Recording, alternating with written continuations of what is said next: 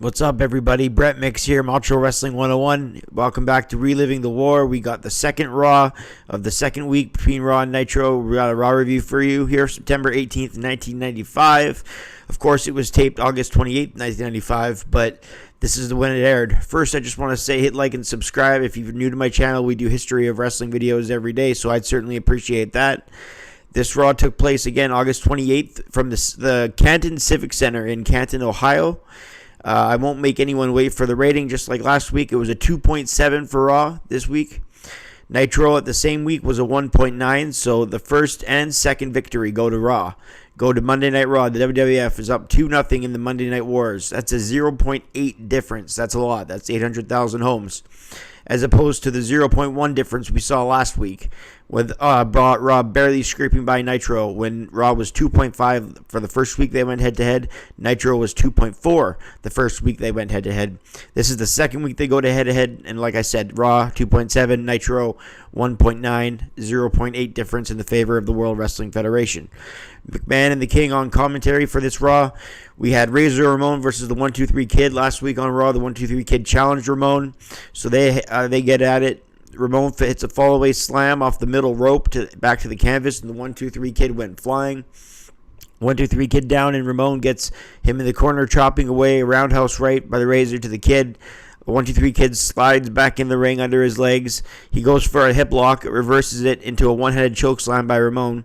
1-2-3 kicked it out as there was a near fall. The Kid tossed Razor to the outside, and now the Kid back inside, wearing Razor Ramon down with a sleeper. They go to a commercial, and then they come back, and the 1-2-3 Kid still has him in a sleeper of a hold of all moves. Razor with hard right hands, and the 1-2-3 Kid hit running clothesline. McMahon was energetic in his commentary, as were the fans at ringside for this match. Ramon, in the end, off the ropes, a leapfrog, then a double collision, so the ref went down.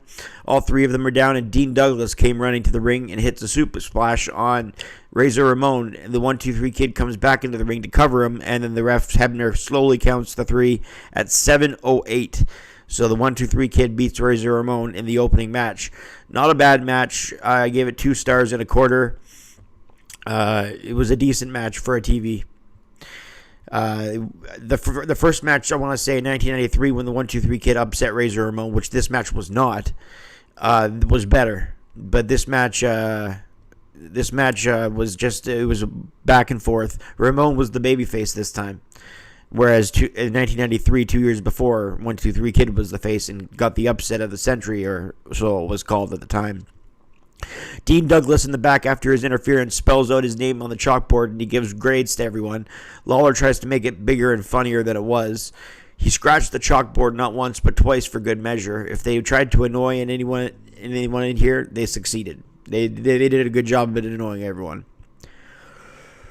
Next up, we had the $1 Million Corporation versus Savio Vega and Bob Holly. Just the random thrown-together face tag team with Savio Vega and Bob Holly. Vega had his ways with Tatanka until the Supreme Fighting Machine, Kama, tags in. So it was Kama and Tatanka of the $1 Million Corporation, with Ted DiBiase against Bob Holly and Savio Vega.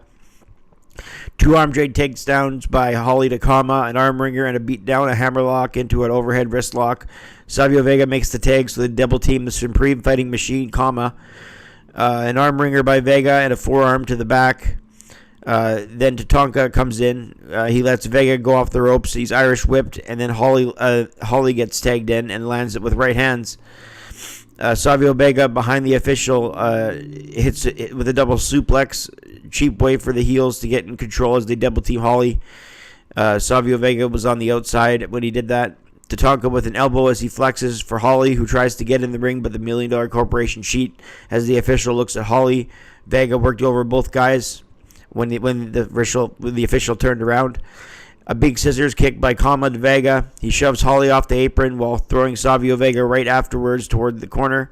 They were more double teaming by the heels. McMahon says whose side is Bob Holly on, because he kept distracting the official while the heels kept beating on Savio Vega. Bob Holly wanted the hot tag, but he hadn't got it yet. Tatanka leveled Vega with chops and right hands. Both men came off the side ropes for a double clothesline. Both men are down. Fans start clapping as for the faces to get momentum. In the end, he does, as Holly came at with Kama with a knee lift and a right. Holly to the top rope, hits Kama with a missile drop kick, and then Tatanka broke it up.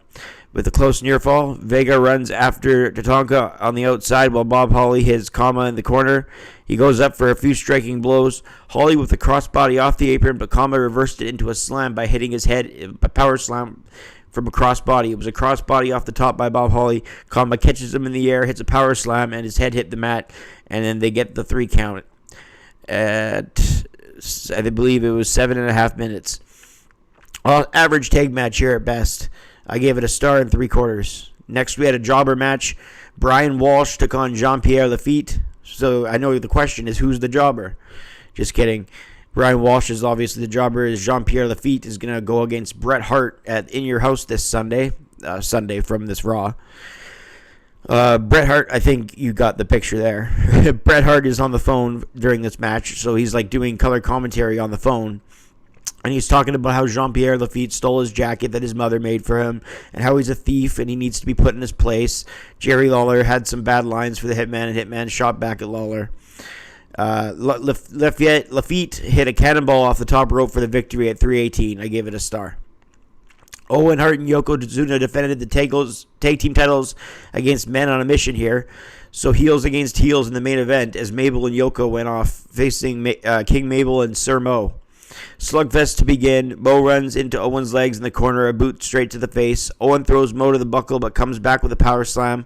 Mo tags in Big Mabel as they wanted to see Yokozuna and Big King Mabel face to face. They teased those two going at it, but it didn't happen until the climax of the match. So really, it was just Owen Hart bumping around with Sir Mo and King Mabel. Most of the time, it was Sir Mo doing a lot of the work with Owen. A lot of frequent tags. They kept Owen in the corner. Yokozuna wanted the hot tag. He eventually got it and went straight to head with King Mabel as he got tagged in. They both exchanged right hands and then a double clothesline, and both men go down. The more agile Yokozuna tags in Owen. Then Mo got tagged in, and a nice missile drop kick off the top by Owen. He's bumping and carrying the match. Owen Hart says, "That's why I'm the tag team champion," to the camera. After more offense, Owen drops groin first on the buckle. Mo then goes for a superplex and drops him. A cover and Yoko broke it up. A drop toe hold to Mo, and Yoko dropped his weight on top of him. Owen gets the 3 as Yoko held Mabel back from breaking it up at 9:30. Not a bad match thanks to Owen Hart, so I gave it 2 stars. Diesel and HBK cut a promo backstage saying that they'll become the new tag team champions. They're called the Dudes with Attitude. Before Attitude, obviously.